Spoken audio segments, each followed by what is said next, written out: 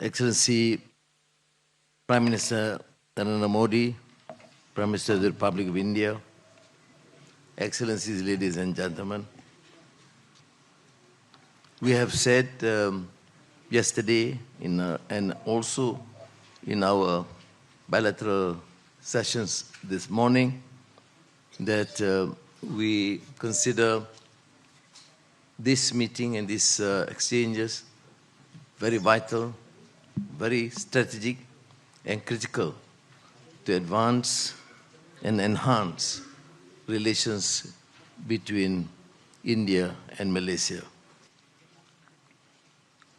Of course, we had long-standing relations since 1957, but we have elevated it to comprehensive strategic partnership in 2024.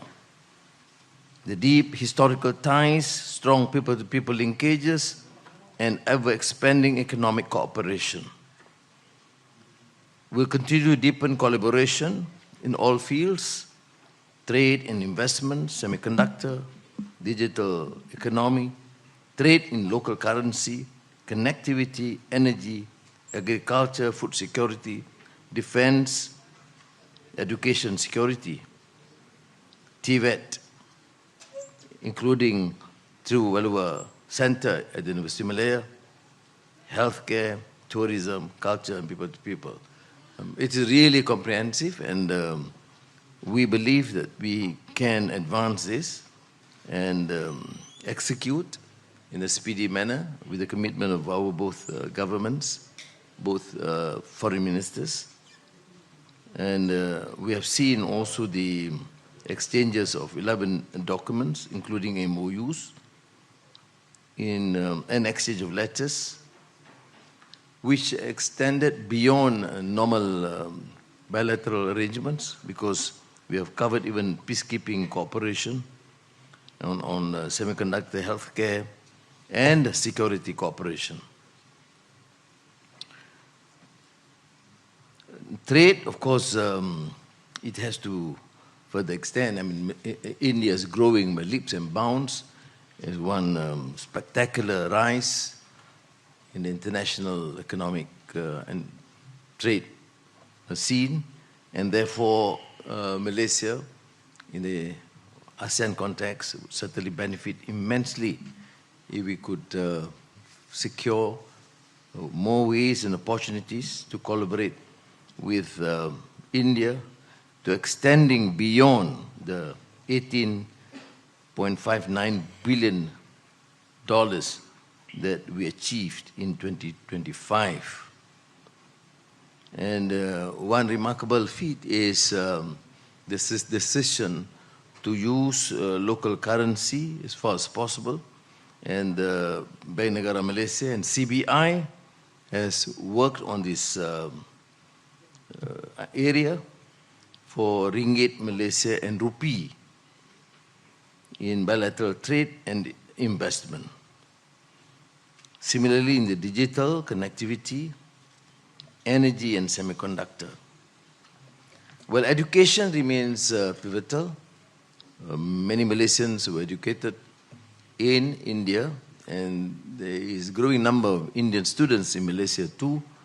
But since the last decade or so, under the premiership of my good friend, Prime Minister Modi ji, you have seen the spectacular recognition of Indian centers of excellence, education.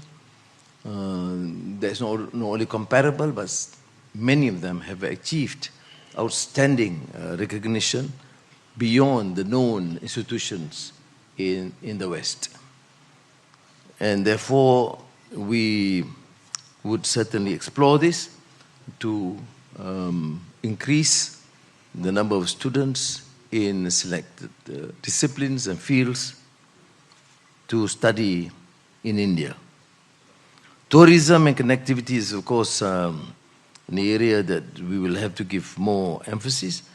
We have seen this spectacular increase during the past year, and we hope to benefit from Malaysia through Asia and incredible India through visa liberalization and increase air connectivity and to see the spectacle. And I've been in India, I don't know, umpteen times and covered hundreds of places, and I still think that I have not covered India.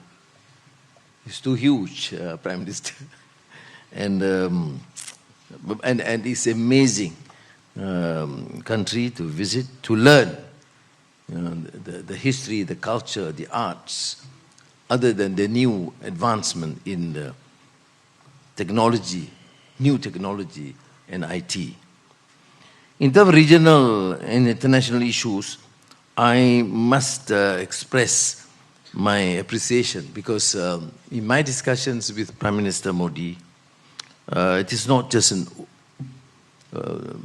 normal pious platitudes and diplomatic exchanges.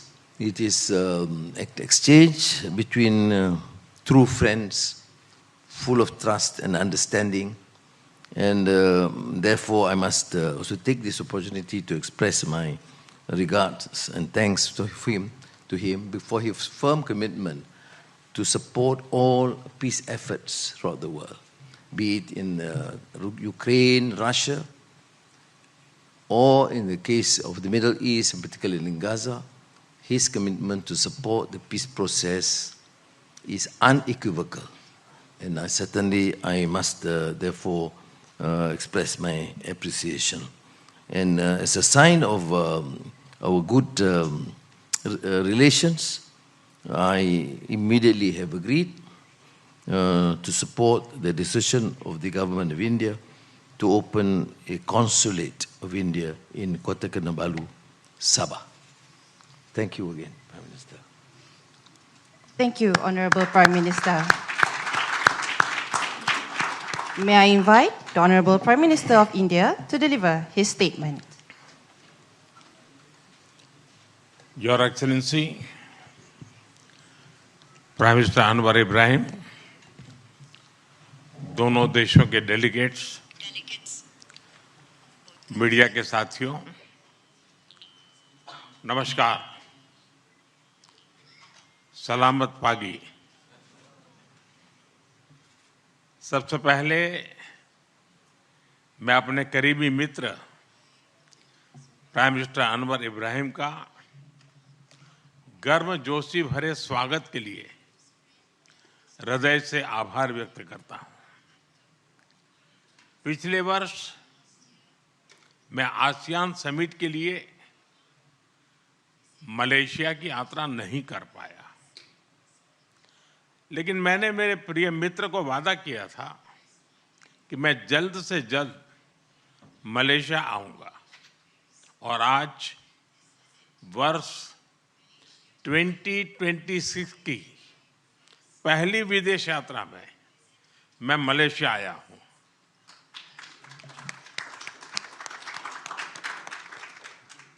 Friends, Bharat और Malaysia के संबंध बहुत विशेष हैं। हम maritime neighbours हैं। सदियों से हमारे लोगों के बीच गहरे और आत्मीय रिश्ते रहे हैं। आज मलेशिया भारतीय मूल की आबादी वाला दुनिया का दूसरा सबसे बड़ा देश है। हमारी सभ्यताएं, साझा सांस्कृतिक विरासत और लोकतांत्रिक मूल्यों से जुड़ी हुई है। फ्रेंड्स, पिछले कुछ वर्षों में हमारे संबंधों ने एक नई रफ्तार पकड़ी है और इसमें मेरे मित्र प्रधानमंत्री अनवर इब्राहिम का विशेष योगदान है। हमारे बीच एनर्जी, इंफ्रास्ट्रक्चर और मैन्युफैक्चरिंग में सहयोग बहुत मजबूत हुआ है। डिजिटल इकोनॉमी, बायोटेक और आईटी में आपसी इन्वेस्टमेंट बढ़ा है। टूरिज्म और पीपल टू पीपल टाइज भी गहरे हुए हैं। इन्हीं उपलब्धियों से प्रेरित होकर आज हमने हमारी साझेदारी में अभूतपूर्व गति और गहराई लाने का निर्णय लिया है। फ्रेंड्स, सिक्योरिटी के क्षेत्र में हम काउंटर टेररिज्म, इंटेलिजेंस शेयरिंग और मैरीटाइम सिक्योरिटी में सहयोग मजबूत करेंगे। हम रक्षा सहयोग को भी और व्यापक बनाएंगे। एआई और डिजिटल टेक्नोलॉजीज के साथ साथ हम सेमीकंडक्टर, हेल्थ और फूड सिक्योरिटी में साझेदारी को आगे बढ़ाएंगे। आज आयोजित सीईओ फोरम ने ट्रेड और इन्वेस्टमेंट के नए अवसर खोले हैं। हम स्ट्रेटेजिक ट्रस्ट से इकोनॉमिक ट्रांसफॉर्मेशन का रास्ता बनाएंगे। फ्रेंड्स, कल मुझे मलेशिया के भारतीय प्रवासियों से मिलने का मौका मिला। अपनी उपस्थिति से मेरे मित्र प्राइम मिनिस्टर अनवर इब्राहिम ने भी इस सम्मेलन का गौरव बढ़ाया। 30 लाख प्रवासियों का यह लिविंग ब्रिज हमारी बहुत बड़ी शक्ति है। उनके वेलफेयर के लिए उठाए गए कदम हमारे रिश्तों को मानवीय आधार देते हैं। मलेशिया में भारत के वर्कर्स के संरक्षण के लिए सोशल सिक्योरिटी एग्रीमेंट, टूरिज्म के लिए ग्रेटिस ई वीजा और डिजिटल इंटरफेस यूपीआई का मलेशिया में लागू होना, ये सभी कदम दोनों देशों के नागरिकों के जीवन को सरल बनाएंगे। क्योंकि कोई भी पार्टनरशिप तभी ताकत से सफल होती है जब लाभ सीधे लोगों तक पहुंचे। फ्रेंड्स, भारत और मलेशिया को तमिल भाषा के प्रति साझा प्रेम भी जोड़ता है। मलेशिया में तमिल की मजबूत और जीवंत उपस्थिति शिक्षा, मीडिया और सांस्कृतिक जीवन में दिखाई देती है।